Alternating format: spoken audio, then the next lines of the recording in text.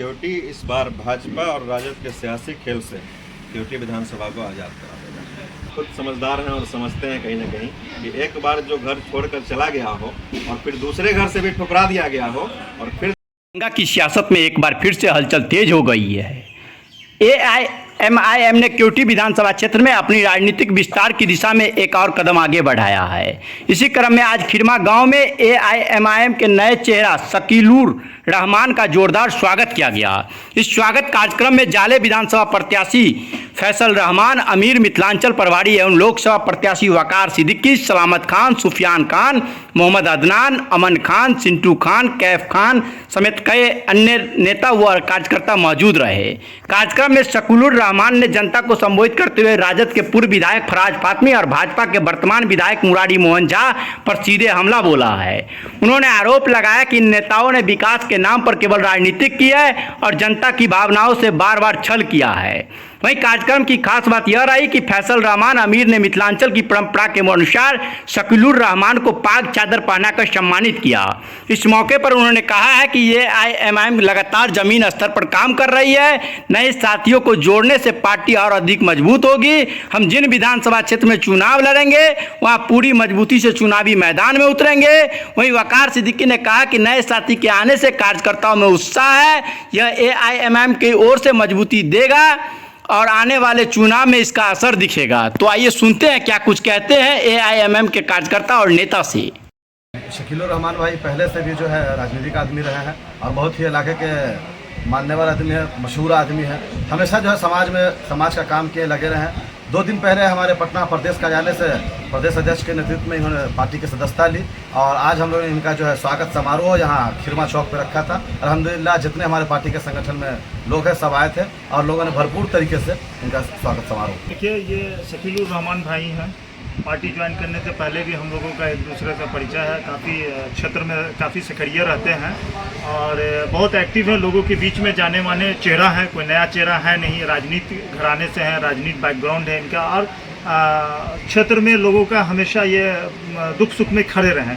तो अभी हमारी पार्टी ज्वाइन करके आए हैं। हम लोग जो है इनका खिरमा में जो है स्वागत किए हैं, समारोह किए हैं, यहाँ से प्रेस कॉन्फ्रेंस कर रहे हैं। टारगेट ये है इंशाल्लाह ताला चुनाव लड़ेंगे पूरी मजबूती के साथ। शकीलुर रहमान साहब यहाँ से चुनाव लड़ेंगे। पार्टी उम्मीदवार बनाएगी तो एकदम लड़ेंगे यहाँ से चुनाव।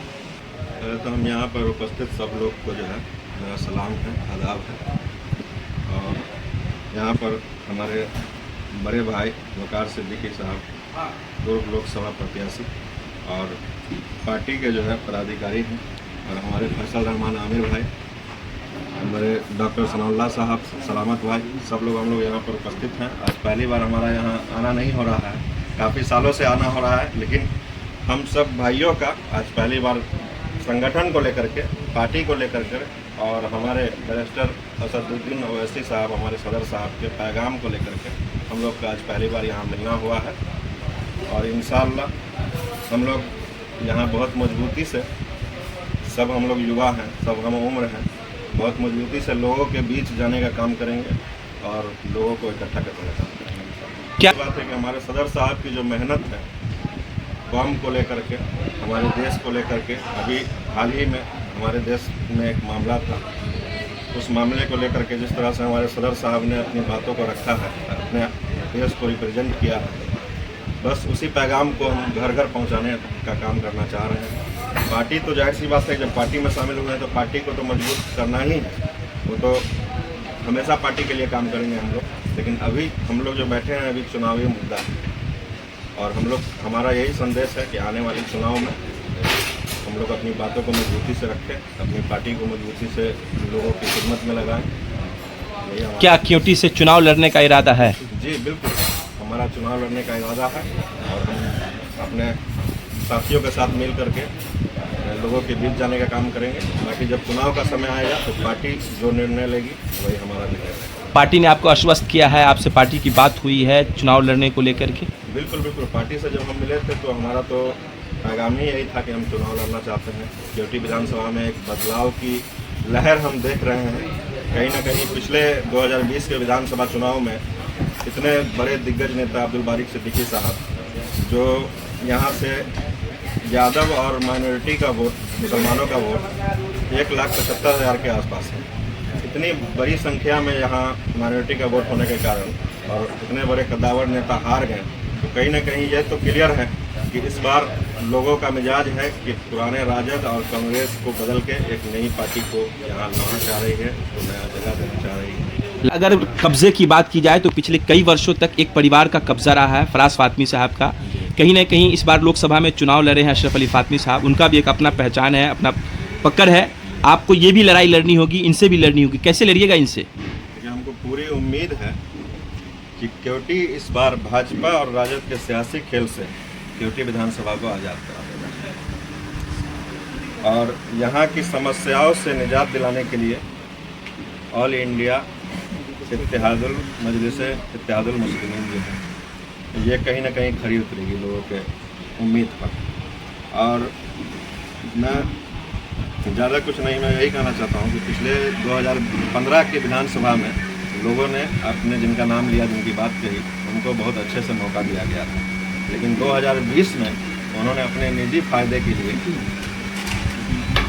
केवटी विधानसभा को छोड़ दिया और दूसरी ज़मीन पे वो अपनी सियासी ज़मीन को तलाश रहे थे जो कहीं और जा कर के, और फिर वहाँ की जनता ने भी जब उनको नकार दिया तो आज फिर वापस यहाँ आने का वो काम कर रहे हैं। तो हम इस पर ज़्यादा कुछ टिप्पणी नहीं करेंगे। लोग खुद समझदार हैं और समझते हैं कहीं ना कहीं कि एक बार जो घर छोड़कर चला गया हो और फिर दूसरे घर से भी ठुकरा दिया गया हो और फिर जब वो वापस उस घर में आ रहा है तो उसका फैसला हम जनता पर छोड़ते हैं, लोगों पर छोड़ते हैं कि हमारे सदर साहब जिस तरह से हमारे कौम के मसले को लेकर के, मुद्दे को लेकर के जिस तरह से बोलते हैं, गरजते हैं पार्लियामेंट में, उनको मौका देगी पार्टी, उनके हाथों को मजबूत करने का काम करेगी जनता। केवटी विधानसभा की या फिर जो छोड़ करके भाग गया हो उसको मौका देगी ये जनता को। केवटी विधानसभा की जनता के साथ हमेशा धोखा ही किया गया है, उसको छला गया है, ठगा गया है और पूरा केवटी विधानसभा अपने आप को ठगा हुआ महसूस करता है। कहीं ना कहीं केवटी विधानसभा की जनता ने, महान जनता ने अपना ये मिजाज बना लिया है कि इस बार राजद और कांग्रेस के लोगों को यहाँ मौका नहीं मिलेगा। वो 3 बातें क्या होंगी केवटी विधानसभा में जब आप चुनावी मैदान में उतरेंगे, लोगों के बीच जाएंगे, अपनी विश्वास को मजबूत करेंगे? बिल्कुल, ये आपने बहुत अच्छी बात कही जो है, और मेरा विजन ही यही है कि राजनीति तो सब करते हैं लेकिन उनका विजन नहीं होता है। इलेक्शन के समय में नज़र आते हैं लेकिन बाद में 5 साल जनता उनको खोजती रह जाती है, वो कहीं नज़र नहीं आते हैं। हमारा विजन बिल्कुल क्लियर है। हमारे मुख्य कुछ मुद्दे हैं जो है, सबसे पहला मुद्दा तो ये है कि पिछले बीते कमोबेश 25 सालों से रैयाम चीनी मिल बंद है। यहाँ पलायन की बहुत बड़ी समस्या है जिसको लेकर के खास के इस मिथिला क्षेत्र के जितने भी ज़िला हैं, ये सारे लोग जो है, यहाँ कोई रोज़गार नहीं है, कोई फैक्ट्री नहीं है, कोई कारखाना नहीं है, सभी लोग बाहर शहर के ऊपर निर्भर हैं। यहाँ से पलायन करके लोग जाते हैं और बाहर में क्या दशा दिशा होती है हमारे लोगों के साथ, ये आप लोगों से किसी से छुपा हुआ नहीं है, सब लोग बेहतर जानते हैं। कहीं ना कहीं आपके भी परिवार से कुछ लोग बाहर होंगे, हमारे परिवार से भी कुछ लोग बाहर हैं, हम लोग खूब अच्छे से समझते हैं। बस हमारा सबसे पहला काम जो होगा, और रैयाम चीनी मिल को लेकर के हम लोग एक आंदोलन भी करेंगे आगे चल के, और हमारी मांग भी होगी कि उसको जल्द से जल्द शुरू किया पार्टी के बिल्कुल। जब पार्टी में हम लोग हैं तो सब एक दूसरे के लिए हैं, पार्टी को मजबूत करने के लिए हैं, और सब हम लोग युवा हैं, युवा बेहतर एक दूसरे को समझते हैं कहीं ना कहीं। और आज जिस तरह से मजबूती से सब लोगों ने यहाँ हमारा स्वागत किया, कर्मक्रम किया, ये अपने आप में ये दिखाता है कि कहीं ना कहीं हम लोगों की आपसी जो ताल्लुकात है वो बहुत मजबूत है, और ये पैगाम यहाँ से हैदराबाद तक हम लोग भेजने का काम। आपका के मिजाज को आपने समझा है, जो केवटी से आप लड़ने की जो तैयारी कर रहे हैं, यहाँ के मिजाज को क्या लगता है? जी बिल्कुल समझा है। मिजाज समझने की जहाँ तक बात है, आप एक जनता, एक वोटर की हैसियत से एक जब कोई नेता चुनता है तो वो क्या देखता है अपने नेता, क्या सोच के अपना नेता चुनता है। एक नेता चुनना एक भविष्य चुनने जैसा। एक बच्चा जब वो स्कूल पास करके किसी कॉलेज की तरफ बढ़ता है तो वो अपना फ्यूचर देख के कहीं ना कहीं बढ़ता है कि हमको आगे भविष्य में क्या करना है। ठीक इसी तरह विधानसभा में जब, या कोई भी पंचायती एक्ट का भी जो चुनाव है, जब लोग नेता चुनता है तो अपना भविष्य चुनता है, अपने मुद्दे को लेकर के लोगों को जगह देता है, वोट करता है। तो कहीं ना कहीं हम समझ रहे हैं कि यहाँ का मुद्दा क्या है। आज आज़ादी के 75 साल बाद भी यहाँ का मुद्दा जो है, आपको किसान का मुद्दा ले लीजिए, सड़क का मामला ले लीजिए, बिजली का मामला ले लीजिए, कहीं ना कहीं आज आज़ादी के 75 सालों बाद भी इन चीज़ों की कमी है हमारे क्षेत्र में कहीं ना कहीं। बस यही छोटी छोटी समस्याएं हैं। आप अपना परिचय देते हुए बात को समाप्त करिए कि क्या आपका परिचय है, क्योंकि में लोग आपको किस नाम से जानेंगे, क्या आपका मिशन होगा?